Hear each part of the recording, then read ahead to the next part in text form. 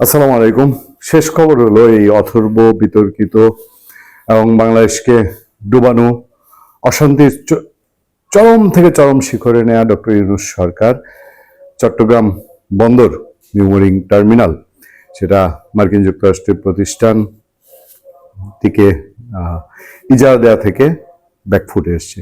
বিডার chairman Ashikur Rahman জানিয়েছেন যে শেষ পর্যন্ত এই চুক্তিটি তারা করতে পারছে না, হচ্ছে না।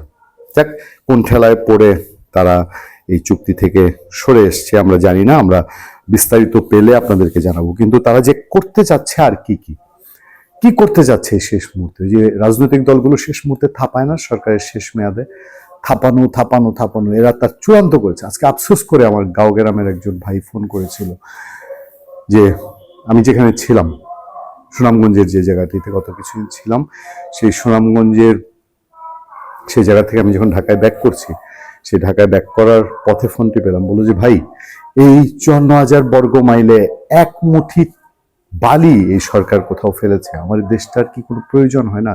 দেশের মানুষের কোনো উন্নয়নের প্রয়োজন নাই? আজকে এসে এই বশিরউদ্দিন বাণিজ্য উপদেষ্টা কিভাবে কোথাকার বাণিজ্য উপদেষ্টা হয়ে গেল, সে বলছে যে মেট্রো রেল, তারপরে কর্ণফুলীর টানেল এগুলো ভেঙে ফেলা দরকার। অদ্ভুত সব ক্যারেক্টার। তখন আমাদের সামনে খবর, অন্তর্বর্তী সরকারের বিদায় বেলায় বিতর্কিত প্রকল্প। কি সাংঘাতিক! ঢাকা ওয়াসা আগে থেকেই ঋণে জর্জরিত, ওয়াসাটাকে শেষ করে ফেলেছে শেখ হাসিনা। আমরা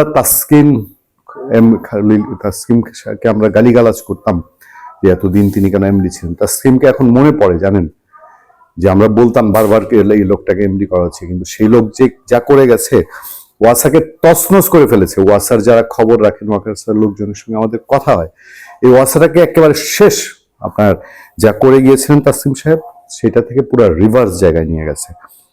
ঋণের পরিমাণ ওয়াসার এখন 24,000 কোটি টাকা। এরই মধ্যে তারা আরেকটি ঋণ নির্ভর প্রকল্প নিয়েছে, নাম ঢাকা ওয়াসা প্রশিক্ষণ এবং গবেষণা একাডেমি স্থাপন। ব্যয় 721 কোটি টাকা। এর মাধ্যমে তারা নিজেদের পাশাপাশি আশপাশের দেশগুলোর সংশ্লিষ্ট সংস্থার কর্মীদের প্রশিক্ষণের কথা বলছে। সরকারের রাজস্ব ঘাটতির মধ্যে এ ধরনের প্রকল্পের প্রয়োজনীয়তা নিয়ে আগে থেকেই প্রশ্ন ছিল, তবে অন্তর্বর্তী সরকার সমালোচনা উপেক্ষা করে বিদায় বেলায় প্রকল্পটি অনুমোদন দিয়েছে। ত্রয়োদশ জাতীয় নির্বাচনের তফসিল ঘোষণার পর গত 23 ডিসেম্বর ঢাকা ওয়াসা প্রশিক্ষণ এবং গবেষণা একাডেমি নামক শিরোনামের প্রকল্পটি জাতীয় অর্থনৈতিক পরিষদের নির্বাহী কমিটি একনেকে অনুমোদন দেওয়া হয়। প্রকল্পটির জন্য দক্ষিণ কোরিয়ার কাছ থেকে 571 কোটি টাকার ঋণ নেওয়া হয়েছে।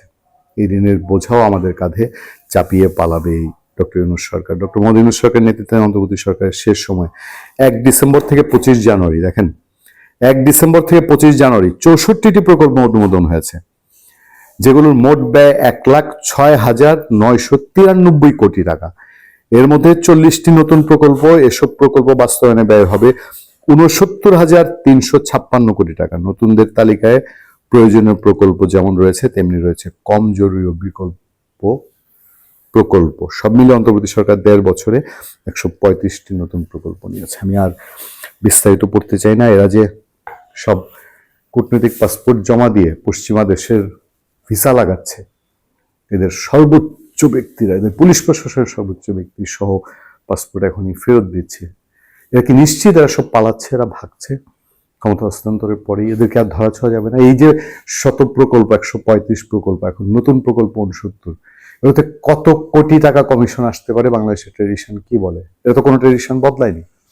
ফলে এসবের কি কোনো কিছুর সব দায় কি শুধু এদের উপরে থাকবে? বিএনপি, জামাতে ইসলামীর ঘাড়ে কি কিছু দায় পড়ে না? ভালো থাকবেন, সুস্থ থাকবেন। আপনাদের সাথে আমি আতিক রহমান, পূর্ণিয়া।